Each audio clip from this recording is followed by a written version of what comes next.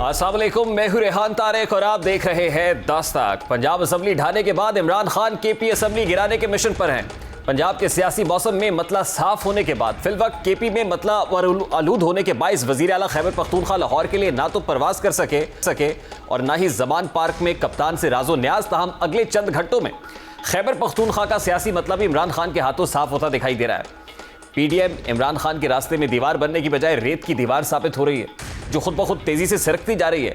पंजाब का और केपी के में असेंबलियों की तहलील की सूरत में क्या होगा, निगरान वजीर आला का इंतखाब किस तरह हो पाएगा, निगरान हुकूमत में कौन होगा, निगरान कब तक निगरानी करेंगे और क्या निगरानी पर ही इक्तफा होगा या इंतखाबात के बाद असल मकीन भी चुन लिए जाएंगे, ये बड़े अहम सवाल हैं।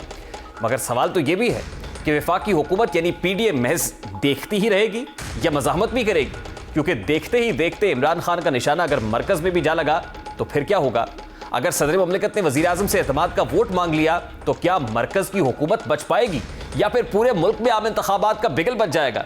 पीडीएम खास तौर पर नून लीग की हिकमत अमली जारहाना होने की बजाय दिफाई क्यों है और क्या वाकई लंदन में बैठी क़यादत से नाला है। बात करेंगे पाकिस्तान मुस्लिम लीग नून के मरकजी रहनुमा वफाकी वजीर राना तनवीर हमारे साथ मौजूद। इस वक्त पाकिस्तान मुस्लिम लीग नून के मरकजी रहनुमा और वफाकी वजीर राना तनवीर हुसैन साहब हमारे साथ मौजूद है। अस्सलाम वालेकुम राना साहब, बहुत बहुत शुक्रिया आपके वक्त के लिए। राना साहब, इब्तिदा में बड़ा सादा सा सवाल है। आपके सारे लोग बड़े कॉन्फिडेंट थे, कोई 12 का फिगर दे रहा था, कोई कह रहा था 2 दर्जन लोग हमारे साथ राब्ते में, कोई कहता 2.5 दर्जन लोग हमारे साथ राब्ते में। एतमाद का वोट वजीर आला परवेज इलाही नहीं ले पाएंगे, एतमाद का वोट भी ले लिया, असेंबली भी तहलील कर दी, ये पीडीएम तो हाथ ही मलती भी रहेगी, चेहरा देखती भी रहेगी। हुआ क्या है आपके साथ? किसी हद तक जो इम्प्रेशन था या जो कि जिस तरह की एक्टिविटी हो रही थी या जो एक हम मैसेज दे भी रहे थे या माहौल था, वो इसी तरह का था कि परवेज़ इलाही वोट ऑफ कॉन्फिडेंस में कामयाब नहीं होगा लेने में। और उसकी वजूहत बड़ी सारी थी, क्योंकि लोग बातशात करते रहते हैं और मिलते हैं। आई मीन कि गवर्नमेंट ट्रेजरी बेंचेस की और हमें इजहार करते हैं कि हम इनको छोड़ चुके हैं या छोड़ देंगे, या इस किस्म की चीज़ें होती हैं जैसे पॉलिटिकल लोग इस किस्म की चीज़ों पे एतबार भी करते हैं। तो मेरा वही हमारा ये ख्याल था कि जो लोग कह रहे हैं हमें, और ये इतना बड़ा फिगर नहीं था, 186 था, तो हम कहते थे कम से कम ये 178 180 को क्रॉस नहीं करेंगे। राना साहब, धोखा हुआ आपके साथ? धोखा नहीं है, मेरा ख्याल है कुछ चीज़ें पॉलिटिकली कोई लोग कोशिश करते हैं, तो लास्ट मोमेंट में जो हमें पता चला है उसमें तो यही सामने चीज़ आई है कि कुछ लोगों को क्यू लीग के भी हमारे साथ थे, 4 बंदे तो पक्के थे, 4-5 100% हमें कहा गया कि वो हमारे साथ हैं और वो वोट देंगे आपको। लेकिन वो मेरा लास्ट में उनको ये किसी से मैनेज किया उन्होंने। ये एक तो बात है कि इन्होंने कुरान उठाया था परवेज़ इलाही ने कि जी मैं असेंबली नहीं डिसॉल्व करूंगा। राना सनाउल्लाह साहब तो पंजाब असेंबली के हाथे में खड़े होकर अताउल्लाह तारड़ जियो फेंसिंग तक की रिपोर्ट दे रहे थे कि हमने एफआईए से पता करा लिया कौन बाहर बैठा हुआ है, कौन कहाँ पे है, कौन हमारे साथ रहा। जियो फेंसिंग तक की रिपोर्ट राना साहब दे रहे थे। नहीं देखिए, व्हाट मेड इट सो? मैं बताता हूँ। अब 186 का फिगर है, अब भी मैं आई डाउट कि वो 186 है, 184 हो सकते हैं। तो फिर ये मेरा गवर्नर की वकील नहीं, मैं उसमें भी मैं आपको बताता हूँ। और वो 191 का उनका था नंबर जो उनके पास। 5 लोग तो नहीं आए ना? 5 लाख। तो उनका यही मतलब था कि कुछ बाहर आए, कुछ नहीं आएंगे, कुछ इधर से कर रहे, उनको वोट नहीं कर रहे। लेकिन अब भी मैं समझता हूँ 2 उन्होंने उसमें कोई प्लस किया है। चलें तो फिर कोर्ट में, लेकिन मैं उसके आगे मैं जो आपको बता रहा हूँ बैकग्राउंड क्या है। देखिए, मेरी ज़ाती तौर पे पहले दिन से ये ओपिनियन रही है कि हमें अगर ये डिज़ोल्व करते हैं तो उनको डिज़ोल्व करनी देनी चाहिए। हमें डिफेंसिव नहीं होना पॉलिटिकली, हम उनके सामने खड़े हों, इलेक्शन में जाएं, दूध का दूध पानी का पानी हो जाए। महीने उसको हम समझते हैं एक दिन फ्रंट फुट पे नहीं, आप मैं आपको बताऊं पॉलिटिकली एक दिन पीटीआई की गवर्नमेंट जो पंजाब की है वो पॉलिटिकली हमें डैमेज कर रही थी पंजाब में। ये मैं आपको बता रहा हूँ, हमें जितनी जल्दी हो सकता है, अगर महीना पहले डिसॉल्व कर रहे थे करने देते। असेंबली फाइनली डिसॉल्व हो रही है उस पर तो मैं समझता हूँ कि हमें बल्कि कल को करना, हमें आज करना चाहिए गवर्नर साहब को। ठीक, तो इलेक्शंस में जा रहे हैं हम, इलेक्शन में जाएंगे और इंशाल्लाह मैं आपको बताऊँ ग्राउंड रियलिटी ये है कि इमरान खान की वो पोजीशन नहीं है जो अभी ज़मीनी इलेक्शन हुए हैं जिनका बड़ा दावा वो करते हैं। अगर आप देखें तो 5-5, 6-6, 7-7 हज़ार से वो सीटें जीते हैं। इमरान खान के आउस्टर के बाद यहाँ पर नेशनल असेंबली के ऊपर जितने बाई इलेक्शंस हुए हैं, प्रोविंशियल में जितने हुए हैं, फिर इवन कंटोनमेंट बोर्ड का इलेक्शन आपने देख लिया है, बड़ी बुरी तरह से डिफीट हुई इसलिए मैं कहता हूं कि पंजाब हमें में अब वो गिरफ्त नहीं है आपकी जो पहले नहीं, थी। मैं अभी भी कहता हूं आपको ये रियलाइज करना पड़ेगा। नहीं, अभी भी कहता हूं कि हमारी एक तो लीडरशिप बाहर है, दूसरा जो हम लोग इधर भी हैं वो इस गवर्नमेंट में आने के बाद हमारी जो सीनियर लीडरशिप है, क़यादत है, वो सारी के सारे कुछ वज़रा हैं, प्राइम मिनिस्टर साहब हैं, वो इतने बिजी हैं गवर्नमेंट को, क्योंकि हालात भी इस तरह का इकोनॉमिक क्राइसिस है, मेहनत कर रहे हैं, तो हम उस तरह पार्टी को मोबिलाइज नहीं कर सके, उस तरह हम लोगों के पास नहीं जा सके, उस तरह इलेक्शन नहीं हम कर सके। और मियाँ साहब नाराज़ हैं। मियाँ साहब को नाराज़ तो देखे होंगे ना, जब ये रिज़ल्ट आए तो नेचुरली वो तो कहेंगे कि ये क्या है, लेकिन हमने जो हमारे लोग यहाँ थे जो इसको हैंडल कर रहे थे, 2 4 5 लोग हैं जिनकी ड्यूटी थी, दे ट्राइड देयर बेस्ट। मेरा देखे हमें उस पर कोई, मुझे तो कोई गिला नहीं है। लेकिन राणा साहब जितने भी 4 5 6 7 8 लोग भी हों, इवन हमजा शहबाज भी हों, इवन शहबाज शरीफ भी हों, तब तक आपकी पार्टी में जान नहीं आएगी जब तक मियाँ नवाज शरीफ खुद नहीं आएंगे, जब तक मरियम बीबी खुद नहीं आएंगी। देखिए हकीकत है कि मियाँ नवाज शरीफ साहब हमारे कायद हैं, मियाँ नवाज शरीफ का वोट बैंक है, वही हमारे सारा कुछ है, लेकिन हम भी उनके आगे नुमाइंदे हैं, उन्हीं की एक शक्ल लेके चल रहे हैं, लेकिन इंशाल्लाह वो आएंगे जब इलेक्शन आएगा ना, अभी आ गया ना इलेक्शन, तो वो आ जाएंगे। ये तो बहुत अरसे से हम ये गुज़श्ता साल से नहीं सुन आ रहे हैं कि मियाँ जाएंगे, साहब आ रहे हैं। इलेक्शन पे आ जाएंगे। अगर वो भी नहीं आए, इलेक्शंस तो आ गए सर, तो आ जाएंगे, आप देखेंगे उनको इधर। अच्छा, Election campaign एक क्रेडिट मैं आपको दूंगा, शरकपुर वाली सीट थी शरकपुरी साहब की, वो आपने बड़े अच्छे तरीके से कंटेस्ट की बाई इलेक्शंस के अंदर, वहाँ पे आपकी विक्ट्री है, ये क्रेडिट आपको मिलना चाहिए कि आपकी मेहनत थी, आपके लोगों ने बड़ी जान मारी और वहाँ से वो सीट निकाली है, otherwise things are not in your hands. जहाँ हमने मेहनत की, जहाँ हमने दिल जान से मैंने मेहनत की, रात दिन एक किया, और मेरे साथियों ने, मुस्लिम लीग नून के साथियों ने, हमारे सारे जो हरारकी है, चेयरमैन है, हमारे जो भी सेटअप है हमारा पार्टी के, अगर दूसरे हल्कों में भी इस तरह हो, जीतने के लिए जान मारनी पड़ती है। हाँ, और वो जान कितनी मारते हैं ये पीटीआई वाले। आप जरा कंपेयर करें ना कि इमरान खान खुद जी कंटेस्ट भी कर रहा था, साथ ही साथ मैं बताऊं कि जी वहाँ पे शरकपुर शरीफ में 60-70 के करीब मिनिस्टर्स प्रोविंशियल, उनकी असद उमर, तमाम वहाँ लीडरान थे, इंक्लूडिंग MN MP सब की ड्यूटियाँ थी, इंक्लूडिंग एडमिनिस्ट्रेशन। राशिद यास्मीन राशिद उसका नाम है, वो थी। इट्स ए लॉन्ग लिस्ट, लेकिन हमारी तरफ से, पार्टी की तरफ से कोई भी नहीं था स्वाय मेरा तो हल्का है, मैं मेहनत कर रहा था, लेकिन मैंने कहा वहाँ खड़ा हुआ, लोगों को बताया मैं खड़ा हूँ आपके साथ, लोग मेरे साथ चले। लम्हा फिक्रिया है नून लीग के नहीं, लिए। इसलिए मैं कहता हूँ कि ये इलेक्शन हम जीत जाएंगे। असर नो बहुत सारी मैसिव चेंजेस करनी पड़ेंगी आपको। चेंजेस के साथ साथ अब MP जो हमारे खड़े होंगे ना, वो मेहनत करेंगे, आपको मैं बता रहा हूँ। देखें आप किस तरह ये इलेक्शन होते हैं। मरियम बीबी को तंजीम साजी अगर शेखुपुरा है ना, इंशाल्लाह हम जीत जाएंगे। तंजीम साजी का टास्क, चले शेखुपुरा से तो आप खैर मेहनत कर रहे हैं और आपने प्रूफ भी किया है, लेकिन ओवरऑल जैसे आप कह रहे हैं कि बाकी जगहों पे भी मेहनत होगी, डिलीवर करेंगे, इंशाल्लाह जीतेंगे। मरियम बीबी को तंजीम साजी का टास्क दिया गया है, रीस्ट्रक्चरिंग देख रहे हैं, मैसिव चेंजेस देख रहे हैं इतनी डिफीट्स के बाद।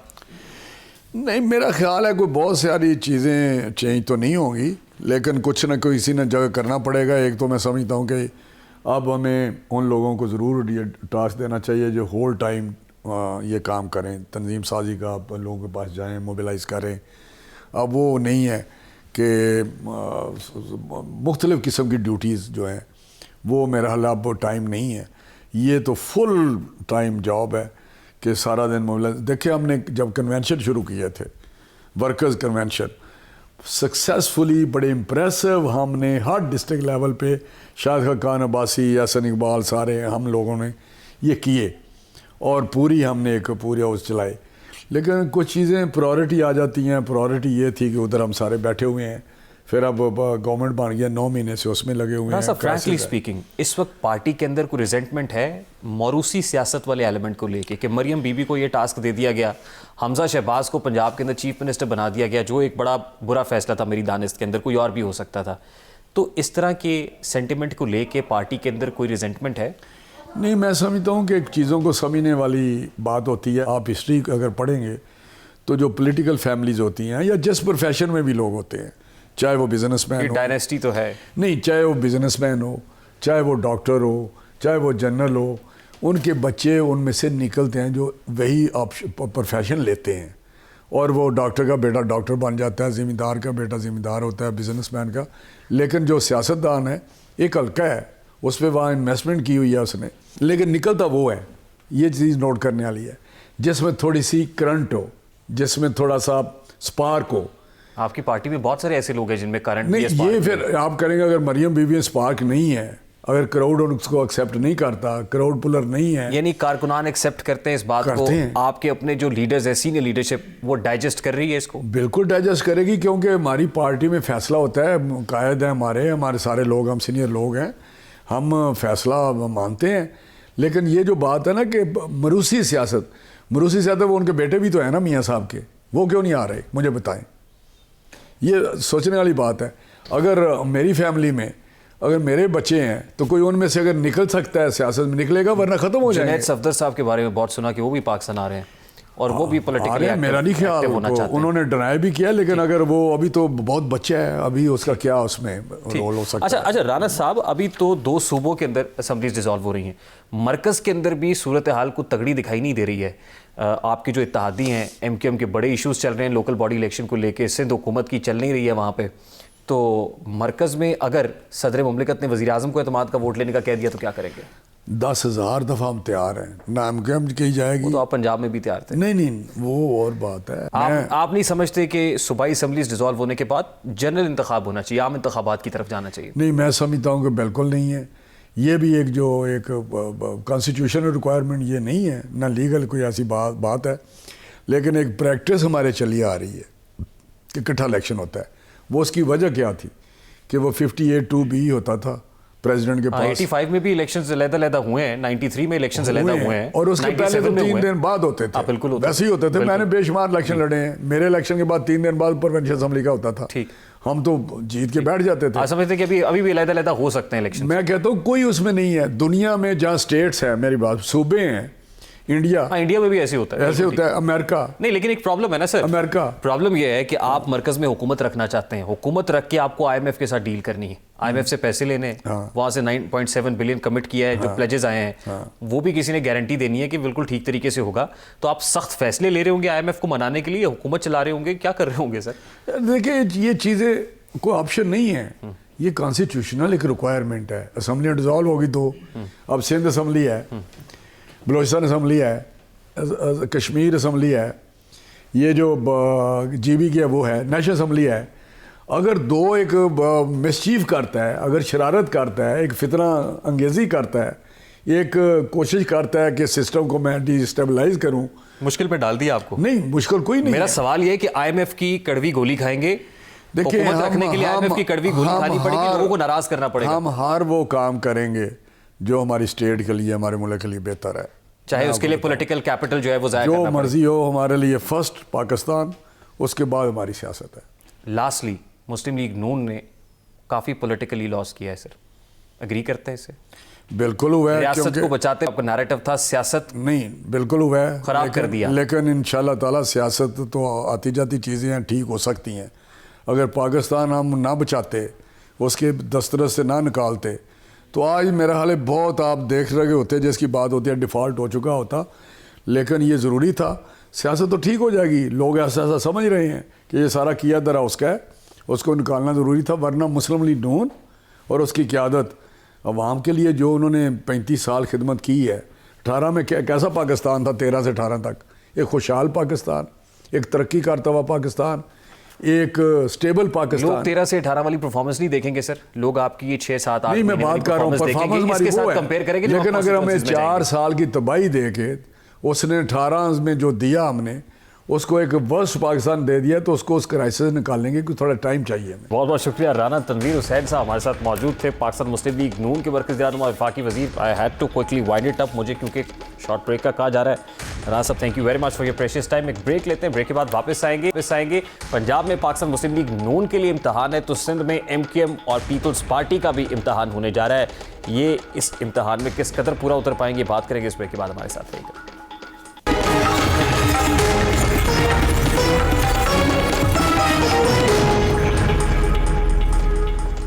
Welcome back. शहर कायद में सियासी लड़ाई शिद्दत इख्तियार कर गई है। कराची मसाइल में घिरा है, मगर मालूम होता है कि कराची की सियासी जमातों के मसाइल शायद कराची से भी गंभीर हैं।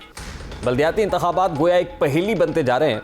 अब जबकि इंतखाबात में सिर्फ एक रोज बाकी है, हमें सियासी मुहिम्मात की बजाय सियासी मुजज़ात देखने को मिल रहे हैं। ताहाल वोटर्स भी लाइल्म है कि 15 तारीख को उसने वोट डालना है या नहीं डालना।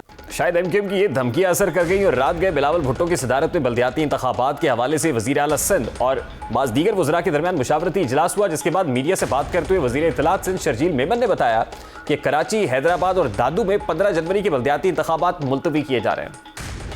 नासन शाह जो ही इलाकों में अभी भी पानी मौजूद है, तो उसके लिए सिंध हुकूमत लिख चुकी है कि डिस्ट्रिक्ट दादू में इलेक्शन जो है वो मुलतवी किए जाए, ताकि जब तक सैलाब का पानी और बारिशों का पानी जो वहाँ पे भी मौजूद है, जब तक वो क्लियर नहीं हो जाता तब तक जो है वहाँ इलेक्शन करना मुमकिन नहीं होगा। एमक्यूएम ने पीपल्स पार्टी के इस बयान पर सुक्का सांस लिया ही था, अभी शुक्रगुजारी का पैगाम भेजा ही था कि आज सुबह इलेक्शन कमीशन ने एक बार फिर बाजी पलट दी और पीपल्स पार्टी का नोटिफिकेशन मुस्तरद करते हुए फैसला सुनाया कि सिंध के दूसरे मरहले के बल्दियाती इंतखाबात 15 जनवरी को ही होंगे, जबकि कराची की दीगर जमातों की जानिब से भी पीपल्स पार्टी के इस फैसले पर सख्त रद्द-ए-अमल आया है। तहरीक इंसाफ ने अदालतों की धमकी तो जमात इस्लामी ने सड़कों पर आने का कह दिया है। इलेक्शन कमीशन के फैसले के बाद एमक्यूएम एक बार फिर सीखपा दिखाई दी, उन्होंने इलेक्शन कमीशन का फैसला मानने से इनकार कर दिया। एमक्यूएम ने फिर अपने मौक़िफ़ को जब तक नहीं हल्का बंदियां होने तक नहीं हो जाती, इंतखाबात नहीं हो सकते, मेयर उन लोगों का क्यों ना हो जिनकी आबादी ज्यादा है। अब बज़ाहिर पीपल्स पार्टी भी अपने मौक़िफ़ से पीछे हटती दिखाई दे रही है। शर्जील मेमन ने कहा कि सिंध हुकूमत ने बल्दियाती इलेक्शन से मुतालिक अपना इख्तियार इस्तेमाल किया, हम इलेक्शन कमीशन के फैसले का एहतराम करते हैं और इस फैसले का जायजा ले रहे हैं। सादा सा सवाल यही है कि कराची में इलेक्शंस होंगे या नहीं, और सवाल तो यह भी है कि अपने मसाइल में घिरी सियासी जमातें अवाम के मसाइल कैसे हल कर पाएंगी। इस वक्त अमीर जमात इस्लामी कराची हाफिज नईमुर रहमान साहब ने हमें ज्वाइन किया, उनसे बात करते हैं। अस्सलाम वालेकुम हाफिज नईमुर रहमान साहब, बहुत बहुत शुक्रिया आपके वक्त के लिए। सबसे पहले ये कहिएगा कि इलेक्शन कमीशन ऑफ पाकिस्तान ने तो सिंध हुकूमत के फैसले को मुस्तरद कर दिया, मगर एमक्यूएम अब भी ये कह रही है कि अगर 15 जनवरी को इंतखाबात होते हैं तो ये इंतखाबात गैर कानूनी और गैर आईनी होंगे। बस वो जो चाहे कहते रहे, अब उनके कहने से क्या होता है। वो जो कानून और आइन का मसला है वो तो फिर 3 मरतबा हाई कोर्ट में ये पिटिशन लेकर गए थे, तीनों मरतबा रिजेक्ट हो गई थी। एक मरतबा सुप्रीम कोर्ट में लेकर गए थे, वहाँ से मुस्तरद हो गई थी, इनके खिलाफ फैसला हुआ। इलेक्शन कमीशन में 2-3 मरतबा जा चुके हैं, हर दफ़ा इनके खिलाफ फैसला हुआ। तो अब ये मतलब, और अभी जो कल के नोटिफिकेशन को ये बुनियाद बना रहे थे, तो जाहिर सी बात है कानून में ये बात मौजूद है कि जब इलेक्शन एक दफ़ा अनाउंस हो जाए तो आप बाद में कोई आखिरी वक्त में तब्दीली करके डिलिमिटेशन को, अब ये ऐसे ही है जैसे आम इंतखाबात हो रहे हों और 2 दिन पहले कोई नोटिफिकेशन निगरान हुकूमत निकाल दे कि जनाब जो के हल्का बंदियां हैं वो दुरुस्त नहीं है, डिमार्केशन ठीक नहीं हुई, तो आपके ख्याल में आम इंतखाबात को कैंसिल कर देना चाहिए? आज तो एमक्यूएम के लीगल माइंड की बात है। यानी साबिक वफाकी वजीर कानून फरूख नसीम भी बैठे हुए थे और बल्दियाती एक्ट की जो शिक 10(1) है उसका हवाला दे रहे थे कि 10(1) के अंदर इलेक्शन कमीशन का कोई मैंडेट नहीं है, इख्तियार नहीं है, उसका ताल्लुक सिंध हुकूमत के साथ है, और 10 क्लॉज 2 जो है उसका ताल्लुक इलेक्शन कमीशन से। तो इलेक्शन कमीशन इस जुरिस्डिक्शन के अंदर नहीं नकब लगा सकता है, और अगर ऐसा करेगा तो गैर कानूनी होगा। तो इसका जवाब ये दे रहे हैं।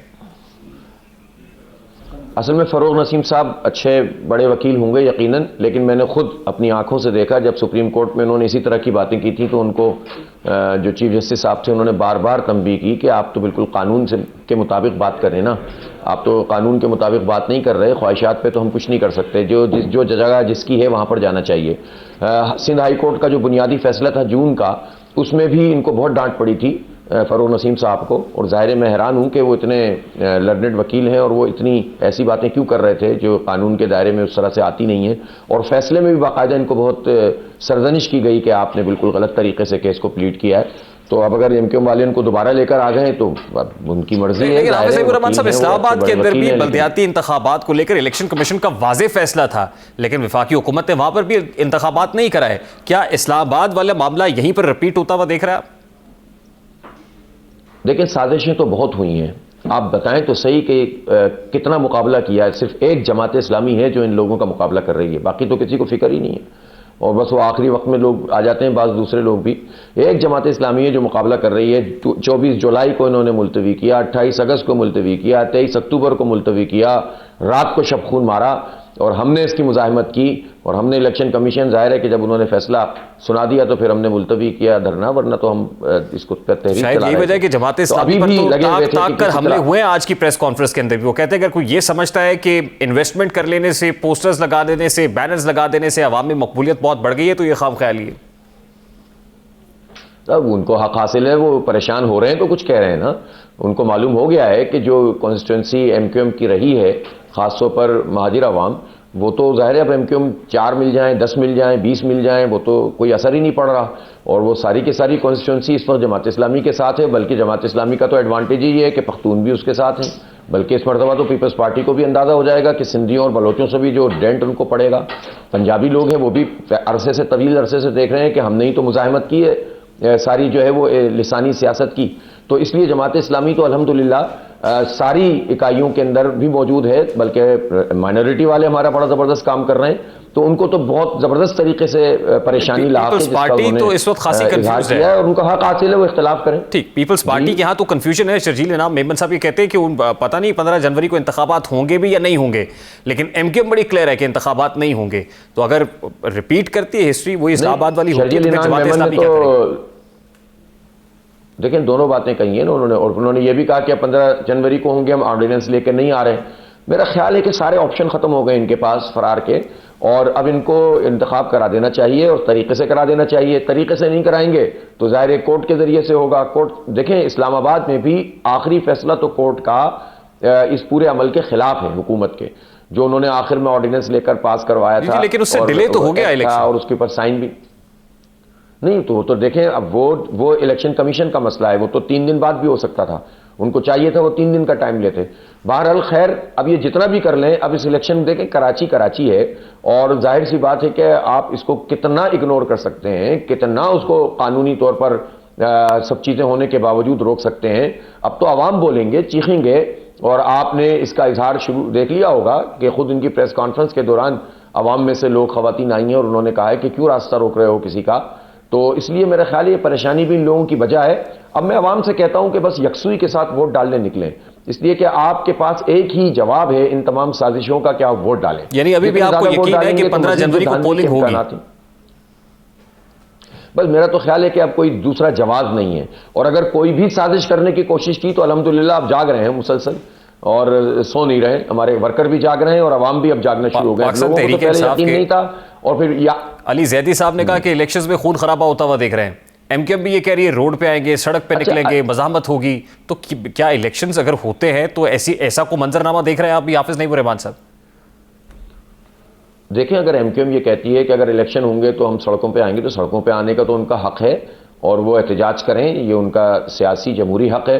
लेकिन अगर वो किसी अमल को सबूताज करने की कोशिश करेंगे तो रियासत के खिलाफ उनकी लड़ाई होगी और आइन और कानून के खिलाफ उनकी लड़ाई होगी। फिर रियासत और रियासती इदारों को देखना चाहिए, एहतजाज करने दें, लेकिन रोक कैसे सकते हैं? और इतनी अब वो कहानियां भी मुक गई हैं जिसमें ये सब काम हुआ करते थे। अब तो खुद इनके अपने वर्कर इनके साथ नहीं खड़े हुए। इतना कन्फ्यूजन है इनके वर्कर्स में कि एक दूसरे पर इल्ज़ाम लगाने वाले, एक दूसरे को राका एजेंट कहने वाले, एक दूसरे पर 10-10 अरब रुपए के इल्ज़ाम लगाने वाले, अपनी घर की खवातीन को मीडिया पर डिस्कस करने वाले, मुख्तलिफ जानवरों से तशबीह देने वाले लोग एक साथ बैठ गए, इसलिए कि उनको तकलीफ शुरू हो गई है कि कराची तो बिल्कुल दूसरी तरफ जा रहा है। तो इसलिए उनको जो है वो कोई परेशानी है। बहरहाल उनका हक है, वो तकसीम हुए तो भी उनकी मर्जी थी, वो इकट्ठे हो गए तो भी उनकी मर्जी है। लेकिन रियासत की रिट को और इलेक्शन कमीशन को वो अगर चैलेंज करते हैं तो इलेक्शन कमीशन को नोटिस लेना चाहिए, रियासती इदारों को और हुकूमती इदारों को नोटिस लेना चाहिए। हम तो आवाम से कहते हैं कि निकलें और वोट डालें। मैं ये चाहूँगा कि इस मौके पर अली जैदी साहब ये यकीनन उनको ये मुतालबा ज़रूर करना चाहिए, जो कि वो नहीं कर रहे हैं, कि फ़ौज और रेंजर्स की डिप्लॉयमेंट स्टैटिक पोजीशन पर हो। लेकिन साथ में अगर कोई ये कहकर कि वो खूनी इंतखाब होगा, तो इसका तो मतलब ये है कि जो इंतखाब नहीं कराना चाहते आप उन्हीं लोगों को एक तरह से जवाब फराहम कर रहे हैं। मेरा ख्याल है कि उनको ये बात नहीं कहनी चाहिए। इंतखाब को होना चाहिए, पुरअमन तरीके से होना चाहिए, इदारों को अपनी जिम्मेदारी अदा करनी चाहिए, और आवाम जितने बड़े तादाद में वोट डालने के लिए निकलेंगे इंशाल्लाह धांधली उतनी मुश्किल हो जाएगी। देखिए, फौज और रेंजर्स की डिप्लॉयमेंट के हवाले से वफाकी हुकूमत ने भी तो सिचुएशन क्लियर कर दी है, तो इसको भी जवाब बनाया जा सकता है? नहीं, उन्होंने इलेक्शन कमीशन ने तो नोटिस निकाला है ना, और उस नोटिस में उन्होंने कहा है कि वो जो क्विक रिस्पांस फोर्स है उसके तौर पर फर्स्ट और सेकंड टियर के तौर पर मौजूद है। ऑलरेडी हम ये बात कह रहे हैं कि फर्स्ट और सेकंड टियर नहीं होनी चाहिए, बल्कि स्टैटिक पोजीशन होनी चाहिए। लेकिन ज़ाहिर है हमारा मुतालबा है और बिल्कुल जेन्युइन मुतालबा है। देखें, अगर वफाकी हुकूमत और इदारे वाज़ेह हुक्म के बावजूद, जो आइन के आर्टिकल 220 में है इलेक्शन कमीशन का हक इस्तेहकाक, और वो उसने इस्तेमाल किया है और उसके खिलाफ वो करेंगे, तो इन सबको भी तो जवाब देना पड़ेगा ना। आइन के मातहत तो हमारे तमाम इदारे हैं ना, कोई भी आइन से मावरा तो नहीं है। इसलिए हुकूमत इन इदारों को गलत इस्तेमाल न करे। नून लीग ने पहले ही फौज को बहुत बदनाम कर दिया है, पहले इमरान खान साहब ने किया, अब नून लीग ने किया, अब तो फौज कितना बदनाम होगी। जो कहा जा रहा है वो कर लें, इसमें कौम का भी भला है, अमन अमान भी कायम होगा, पुरअमन तरीके से एतमाद से लोग वोट डालने भी आएंगे। मैं समझता हूँ कि हमारे इन तमाम फौज और रेंजर्स के इदारों को भी और वजारत दाखिला और वजारत दिफा को भी इलेक्शन कमीशन के हुक्म की पाबंदी करनी चाहिए, बजाय इसके कि वो बगावत का रवैया हुकूमत इख्तियार करे और फौज को इस्तेमाल करे। मेरा ख्याल है फौज इस काम में इस्तेमाल नहीं होगी। बहुत बहुत शुक्रिया हाफिज़ नईमुर रहमान साहब, अमीर जमात इस्लामी कराची हमारे साथ मौजूद थे। अब 15 जनवरी को क्या होता है ये तो वक्त ही बताएगा। अभी एक ब्रेक लेंगे और ब्रेक के बाद जब वापस आएंगे, सियासी मैदान से तो बात हुई, माशी महाज के ऊपर आम आदमी पर टैक्स लगने की बात तो हो रही है, लेकिन जो बेनिफिटेड तबका है, खासतौर पर कमर्शियल बैंक्स हैं, वो अपना टैक्स कैसे बचा पाए हैं, ये सब बात करेंगे। इस ब्रेक के बाद हमारे साथ रहिए।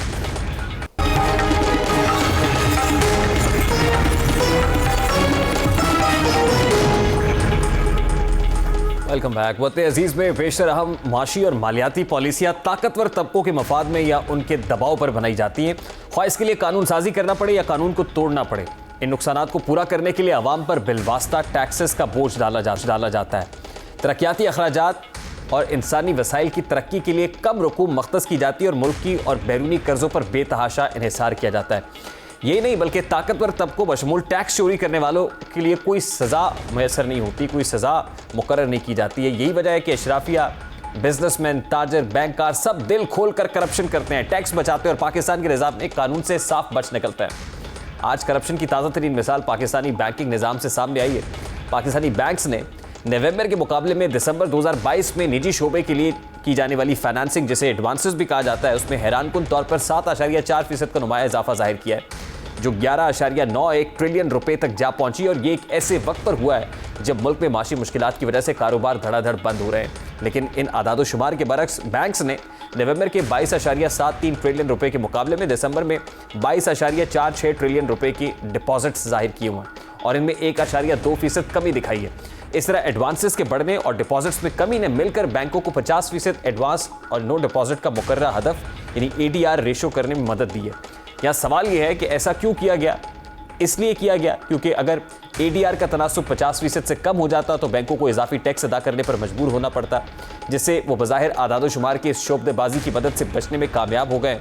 देखा जाए तो माह दिसंबर में बैंकों के डिपॉजिट्स में कमी हैरानकुन है, क्योंकि दिसंबर बैंकों के दरमियान जंग का महीना समझा जाता है, जिसकी वजह यह है कि हर बैंक साल के इख्तिताम पर अपने पास ज़्यादा से ज़्यादा डिपॉजिट्स दिखाना चाहता है। ताहम इस साल जाहिर की जाने वाली कमी इस जानिब इशारा कर रही है कि बैंकों ने शायद दानिस्ता तौर पर दिसंबर में नए डिपॉजिट्स लेने से गुरेज किया है, ताकि 50% का मुकर्ररा एडवांस और टू डिपॉजिट रेशो हासिल की जा सके। साबिक़ आदादो शुमार भी इसी जानिब इशारा करते हैं कि नवंबर 2022 में ADR 48.8% था, जो दिसंबर 2022 में 4.23% बढ़कर 53% हो गया है। ये बात भी हैरानकुन है कि बैंकों ने दिसंबर के एक ही महीने में तकरीबन 800 अरब रुपए यानी 7.4% के नए कर्जे निजी शोबे को दिए हैं। हालांकि इस वक्त बड़ी तादाद में कारोबार गुज़श्ता 2 महीनों से दरामदशुदा खाम माल की अदम दस्तयाबी की वजह से जुज़वी या मुकम्मल बंदिश की इत्तला दे रहे थे। तो इस तरह से इस बड़े ट्रिकी मेथड के ज़रिए से जो कमर्शियल बैंक्स हैं उन्होंने अपने टैक्स को बचा लिया है। एक तरफ आम आदमी है जिस पर टैक्सेस का बोझ बढ़ा हो रही है और दूसरी तरफ ये मराहत याफ्ता तबका है जो टैक्स बचा रहा है और बड़े ट्रिकी अंदाज में बचा रहा है, हुकूमत की नाक के नीचे हो रहा है। और जो फाइनेंस मिनिस्ट्री है वो अभी तक इस मनूवरिंग को पकड़ने में नाकाम है। प्रोग्राम का वक्त अपने इख्तिताम को पहुंचा। आपसे मुलाकात होगी इंशाल्लाह अगले हफ्ते। अपना रखिए ख्याल। अल्लाह हाफ़िज़।